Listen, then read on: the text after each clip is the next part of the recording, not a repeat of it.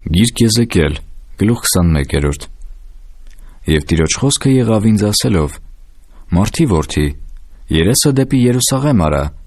և խոսք բխիր սրբարանների մասին, և մարգարեացիր Իսրայելի երկրի մասին, և ասիր Իսրայելի երկրին. այսպես է ասում Տերը. ահա ես քեզ դեմ եմ, և հանում եմ իմ սուրը իր պատյանիցը, և պիտի բնաջինջ անեմ քեզանից արդարին և ամբարշտին, որովհետև ես պիտի բնաջինջ անեմ արդարին և ամբարշտին։ Ուրեմն իմ սուրը դուրս պիտի գա իր պատյանիցը ամեն մարմնի վրա, հարավից մինչև հյուսիս, և ամեն մարմին պիտի գիտենա, որ ես Տերս եմ հանել իմ սուրը իր պատյանիցը։ Նա այլևս ետ չի դառնա։ Եվ դու մարդի որդի, հառաչիր, մեջքը կոտրելով և դառն հառաչանքով նրանց աչքի առաջին։ Եվ եթե լինի, որ քեզ ասեն, ինչու համար ես հառաչում, դու էլ ասիր, գույժի համար, որ գալիս է, և ամեն սիրտ պիտի հալվի,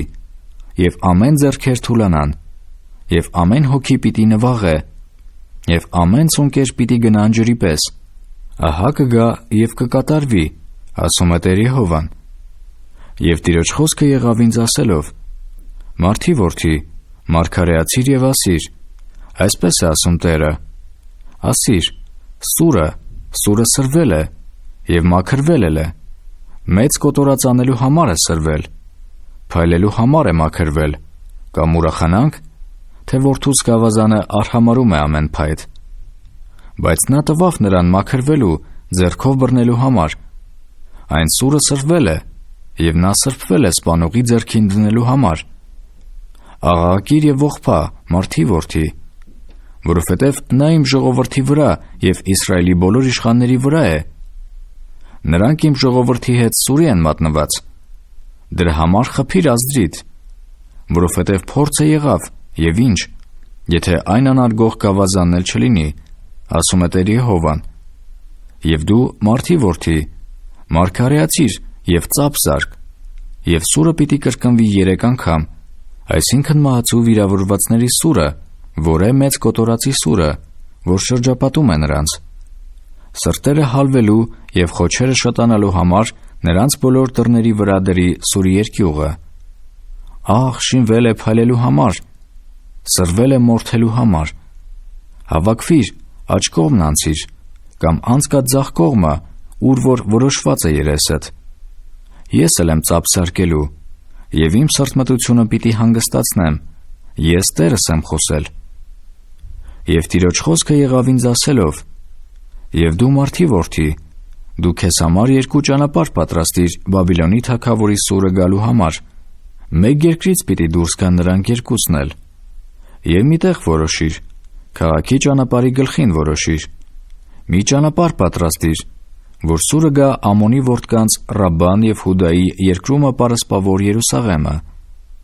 որովհետև Բաբիլոնի թագավորը կանգնել է ճանապարհի գլխին, 2 ճանապարհների բաժանման տեղի վրա, որ հմայություն անե։ Նա երերացնում է նետերը,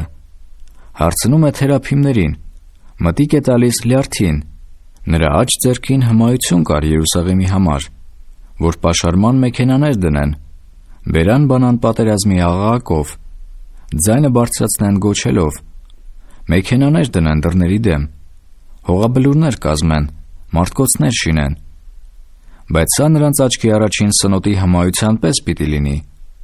ամենասաստիկ երդումներ պիտի լինի նրանց համար, իսկ նա անօրենությունը հիշեցնելու է, որ բռնվին։ Սրա համար այսպես է ասում Տեր Եհովան. որովհետև դուք հիշեցրիք ձեր անօրենությունը, ձեր հանցանքները հայտնվելիս, որ Երևան ձեր մեղքերը ձեր բոլոր գործերովը, ձեր հիշեցնելու համար ձեռքով պիտի բռնվիք, և դու, ով պիղծամբարիշտ Իսրայելի իշխան, որի օրը եկել է, վերջի անօրենության ժամանակին։ Այսպես է ասում Տեր Եհովան. հեռացրու խոյրը և վեր առ թագը, սա այս չէ, ցածը բարձրացրու և բարձրը ցածացրու, տակնի վեր պիտի անեմ նրան։ Սա էլ պիտի չլինի, մինչև որ իրավունքն ունեցողը գա, նրան եմ տվել։ Եվ դու, մարդի որդի, մարգարեացիր և ասիր, Այսպես է ասում Տեր Եհովան Ամոնի որդկանց մասին և նրանց նախատանքի մասին. «Եվ ասիր. սուրը հանված է, մորթելու համար մաքրված, որ փչացն է, որպեսի փայլե։ Քեզ համար ունայն տեսիլքներ տեսնելիս և քեզ համար սուտ հմայություններ անելիս քեզ պիտի դնեն ամբարիշների սպանվածների վզին, որոնց օրը հասել է վերջի անօրենության ժամանակին։ Ետ դարձրույր պատյանը, այնտեղ, որ ստեղծվեցար, քո ծագման երկրումը պիտի դատեմ քեզ։ Եվ քեզ վրա պիտի թափեմ իմ ցասումը, իմ բարկության կրակովը պիտի փչեմ քեզ վրա, և քեզ պիտի մատնեմ վայրենի մարդկանց ձեռքը, որոնք վարպետ են փչացնելու համար։